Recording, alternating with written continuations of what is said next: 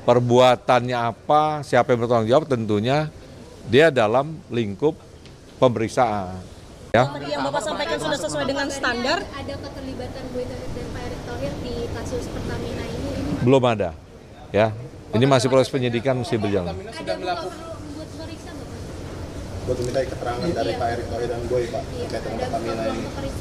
Ya, ini kan semua proses hukum kan sudah ada relnya. Ya, apa yang kita buktikan, perbuatannya apa, siapa yang bertanggung jawab, tentunya dia dalam lingkup pemeriksaan. Yang kalau tidak dalam lingkup itu, tentunya juga penyidik tidak akan periksa.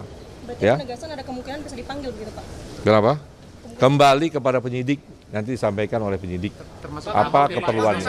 Ya, cukup. Terhadap spesifikasi komoditas BBM yang sudah ada. Nah, dari komoditas BBM yang sekarang beredar di pasaran ini dari hasil uji coba itu sesuai spesifikasi atau enggak Pak? Yang sekarang beredar di masyarakat itu sudah diuji oleh Pertamina. Kami selalu koordinasi ke Pertamina, ya.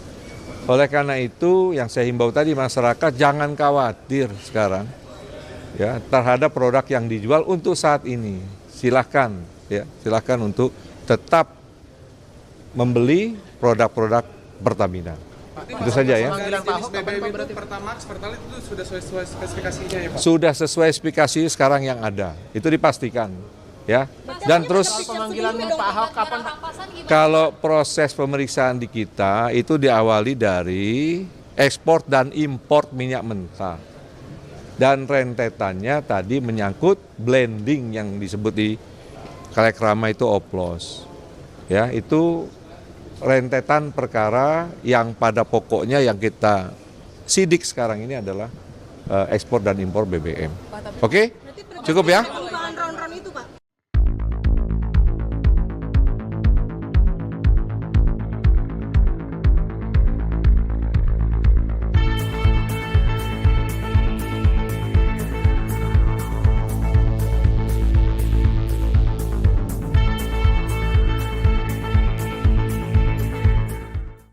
Nah, tentu dengan kasus yang sedang didalami kejaksaan, kemarin saya meeting sama Pak Kejaksaan, ya Pak JA sebelum ke Magelang jam 11 malam itu, bagaimana tentu kita apresiasi yang dilakukan kejaksaan, kita hormatin.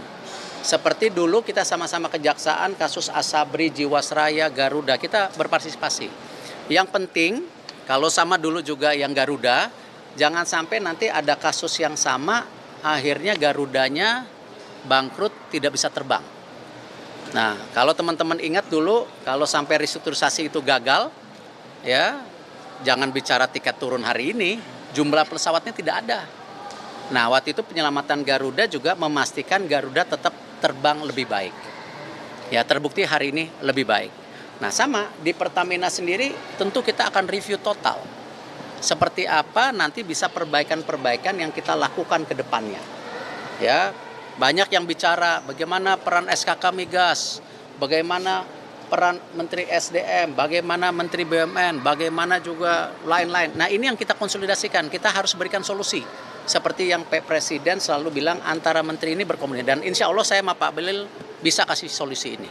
Ya, dan kita sama-sama petakan mana yang kita bisa lebih efisiensikan. Ya, ini ada holding, ada subholding. Seperti apa kita review. Ya, apakah ini mungkin ada 1-2 perusahaan yang harus dimergerkan supaya nanti antara kilang dan patra niaga tidak ada exchange penjualan, ya kita review, nggak apa-apa. Ini kan bagian dari improvisasi.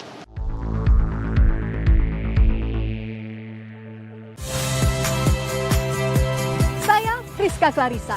Saksikan program-program Kompas TV melalui siaran digital, pay TV, dan media streaming lainnya. Kompas TV, independen, terpercaya.